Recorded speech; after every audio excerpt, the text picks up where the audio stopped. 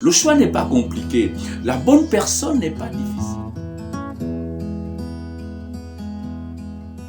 Shalom, shalom, peuple de Dieu. Je vous remercie encore une fois de m'accueillir chez vous au travers de notre chaîne YouTube pour pouvoir vous partager ce que nous avons l'habitude d'appeler les pépites pour une vie de couple heureuse, les pépites pour une vie de célibat heureuse.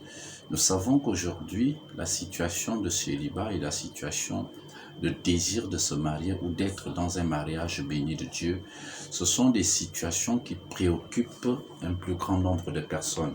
Et nous nous permettons de pouvoir nous associer à vos inquiétudes et à tout ce que vous traversez, pour pouvoir vous apporter quelques compléments, non pas d'information, mais d'enseignement ou d'instruction, pour que vous puissiez, en tant que célibataire, traverser la vie de célibat sereinement, en étant rassuré que la présence, que le Seigneur vous accompagne. Et lorsque vous êtes marié, vous qui me suivez, pour que vous ayez les certitudes que Dieu bénit véritablement le mariage.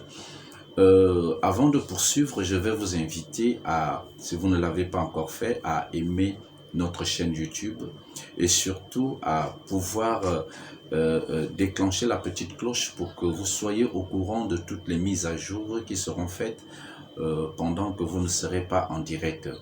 Alors, nous savons aujourd'hui que pour mener une vie, pour avoir une vie de couple, certaines personnes pensent que c'est des choses impossibles parce que il n'y a pas beaucoup de modèles. Ce n'est pas que ça n'existe pas, mais des modèles d'une vie de couple heureuse, réussie, épanouie. Les modèles sont très peu. Mais cela ne signifie pas que vous devez être condamné à être malheureux dans le célibat ou être malheureux dans la vie de couple. Non, vous avez la garantie du Seigneur qu'il bénit ce que vous allez faire conformément à sa volonté. Nous avons la garantie et la certitude que ce que nous voulons faire avec Dieu, ce que nous bâtissons avec Dieu, non seulement ça va prospérer, je peux vous l'assurer, mais surtout que ça va faire rayonner notre vie. Vous savez, j'ai rencontré des hommes et des femmes qui se sont mariés. Ils étaient rayonnants avant le mariage. Mais après le mariage, quelque chose s'est passé, c'est un déclic. On sent une ruine, on sent une chute totale. Pourquoi? Parce que ces personnes, certainement, ils avaient des attentes d'une vie de couple béni. Malheureusement, ce qu'ils ont vécu ou ce qu'ils traversent aujourd'hui, c'est de la tristesse.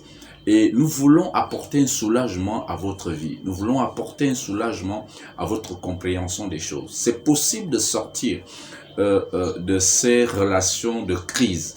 C'est possible de sortir de cette prison. C'est possible. Quand je dis sortir de cette prison, cela ne signifie pas divorcer. Parce que lorsqu'on croit en Dieu, le principe du divorce, nous ne devons pas le rechercher. Notre Dieu est le réparateur de toutes choses et il sait comment faire toutes choses. Quand nous avons mal fait, notre première attitude, c'est d'être humble et de reconnaître que nous n'avons pas fait les choses selon le Seigneur. Ensuite, de chercher les outils nécessaires pour reconstruire. Et quand Dieu nous permet de reconstruire, je peux vous assurer, vous allez réussir et vous allez être heureux. Je dis, la vie de couple que vous traversez, que vous menez aujourd'hui, si elle est malheureuse, ce n'est pas une fatalité pour Dieu, parce que Dieu n'est pas surpris par ce qui arrive. Alors, pourquoi vous en êtes arrivé là? Il y a beaucoup de facteurs, il y a beaucoup de choses. Nous ne pouvons pas toucher à toutes ces choses et à tous ces facteurs. Mais je voudrais premièrement, non seulement pour les célibataires, les tenir en garde, les mettre en garde, mais aussi pour ceux qui sont mariés, de pouvoir vous dire, vous devez faire attention aux infiltrations. Les infiltrations, nous avons ce principe-là qui se dégage depuis la Genèse au premier livre de la Bible, avec l'instruction de Dieu à Adam. Dieu va créer l'homme et l'instruction, la toute première qu'il va donner à l'homme, c'est de pouvoir travailler et de cultiver, et de pouvoir garder le jardin. Donc, s'il y a l'instruction de garder, de sécuriser, s'il y a l'instruction de protection, c'est parce que certainement un danger guettait le jardin. Le danger, c'est l'infiltration de Satan qui était entré dans le jardin pour faire ce que nous tous nous savons. Mais il faut comprendre que nos cœurs de célibataires ou nos cœurs de mariés sont aussi des territoires que Satan a envie d'infiltrer. C'est des territoires que Satan cherche aujourd'hui à posséder. Tu as un bon cœur. Il faut faire attention à tes rencontres parce que tu peux rencontrer quelqu'un qui peut être pour toi un virus pour ta vie. Donc la personne que Dieu n'a pas préparée pour toi. C'est très important. C'est pour cela qu'il convient de faire attention au choix que tu vas opérer. Tu vas faire le bon choix. Et j'ai toujours dit aux gens ceci, que le bon choix est facile. Le bon choix n'est pas difficile quand on est conduit par le Saint-Esprit. Surtout lorsqu'on se connaît. Quand tu sais qui tu es véritablement, tu n'as pas besoin de te brader. Tu n'as pas besoin de te mettre sous pression. Quand tu te connais et que tu es conduit par le Saint-Esprit, généralement, le choix dépend de la personne qui fait le choix, non de la personne ou alors de la personne qui est en face de nous que nous devons choisir. Pourquoi de la personne qui fait le choix? Parce que tu te connais, tu vas donc choisir en fonction de tes exigences. Je veux dire en fonction de ce que toi tu veux. Tu ne vas pas choisir ou tu ne vas pas t'imposer quelque chose que tu ne veux pas. Le choix n'est pas compliqué. La bonne personne n'est pas difficile à voir et à connaître. Bien aimé, la bonne personne n'a jamais été difficile. Il se passe simplement que nous nous trompons parce que parfois nos regards sont plutôt remplis, comme ça, je vais le dire comme ça, remplis ou attirés par une facette qui voile la vérité. Et des regards qui sont attirés par une facette qui voile la vérité, c'est des regards qui n'ont pas été travaillés. La Bible nous parle du regard. Nous allons revenir sur la question du regard. La Bible nous parle du regard lorsque cet homme qu'on appelle Samuel venait choisir un nouveau roi en Israël. La Bible nous dit que le choix était porté sur David. Mais retenez bien, avant de choisir David, son choix était déjà sur l'un des fils d'Isaïe. Ça veut dire qu'en tant que serviteur de Dieu animé du Saint-Esprit, il se serait trompé si Dieu n'avait pas choisi de lui parler et de lui dire que ce que l'homme regarde à ce qui frappe à l'œil, Dieu lui regarde au cœur. Si Dieu n'avait pas intervenu en cet instant et si c'était un choix de mariage, cet homme allait passer à côté. Donc ce n'est pas parce qu'on est enfant de Dieu qu'on ne peut pas se tromper. Mais quand on est enfant de Dieu, il y a des choses que tu dois travailler pour ne pas se tromper. Le regard est attaché, je veux dire, le discernement est attaché au regard. C'est pour cela que j'ai dit, je vais revenir pour que je puisse développer en profondeur la question du regard. Comment nettoyer le regard et comment avoir un regard parfait sur l'être imparfait. Bref, je referme la parenthèse. Je vais donc repartir sur le fait que ce n'est pas du tout compliqué de trouver la bonne personne. Ce n'est pas du tout compliqué. C'est lorsque nous sommes nous-mêmes une bonne personne que nous allons attirer des bonnes personnes. Nous devons premièrement être nous-mêmes des bons profils. Si nous ne sommes pas des bonnes personnes, si nous ne sommes pas contrôlés par Dieu, si nous ne sommes pas gérés par le Saint-Esprit, c'est pas facile que nous trouvons les gens qui sont contrôlés par Dieu et gérés par le Saint-Esprit. C'est très important. Et j'étais en train de dire ceci, que lorsque nous allons dans le mariage, nous devons faire attention aux infiltrations. Les infiltrations arrivent quand on est célibataire. Ça veut dire qu'on va côtoyer non pas seulement des personnes, mais on va aussi rencontrer des types de situations, des petites histoires qu'on raconte.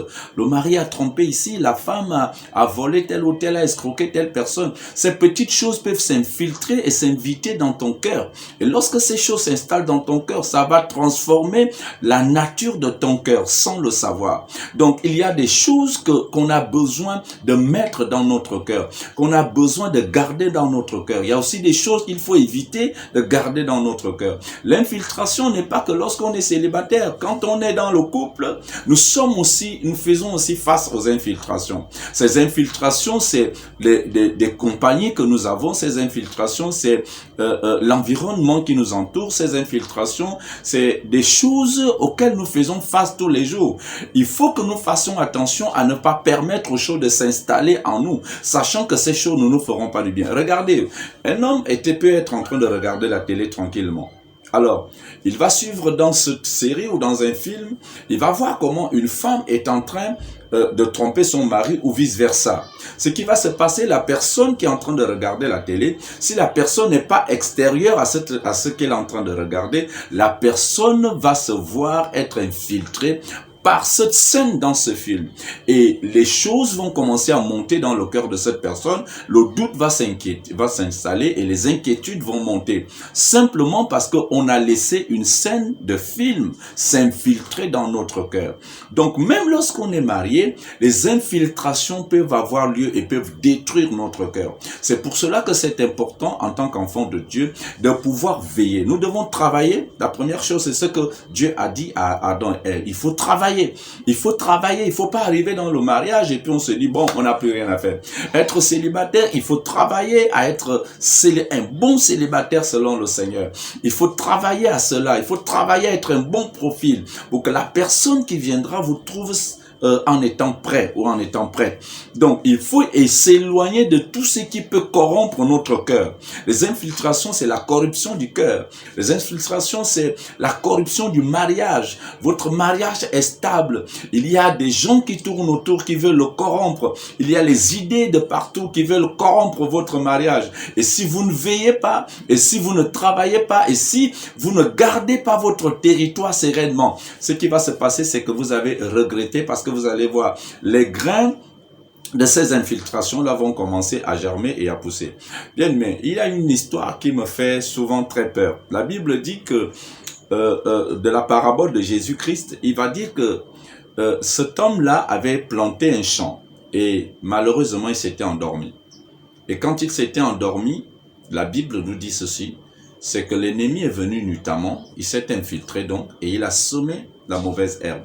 Le lendemain matin, les serviteurs vont constater quelque chose qu'ils avaient semé à la veille, quelque chose qui était bien. Mais seulement, ils constatent que le lendemain de ce jour-là, malheureusement, quelque chose est en train de pousser qu'ils ne reconnaissaient pas. Ça veut dire que parfois, on peut dormir en étant célibataire. On peut se laisser être entraîné par un courant d'idées. On peut se laisser être emporté par quelque chose. Mais on ne sait pas ce que ça va produire en nous. On peut aussi, en tant que marié, se laisser être emporté par un vent, par une pensée, par juste une petite pensée qui est montée en nous. On peut se laisser être emporté par une parole que quelqu'un nous a rapportée.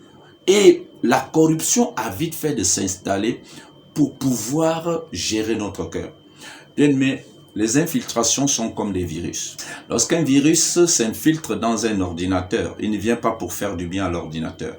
Il ne vient pas pour rendre l'ordinateur plus performant. Lorsqu'un virus est dans l'ordinateur, le travail et l'objectif, le but de ce virus, c'est de détruire non seulement les fichiers qui sont dans l'ordinateur, mais surtout d'endommager le système pour que cet ordinateur-là ne marche plus.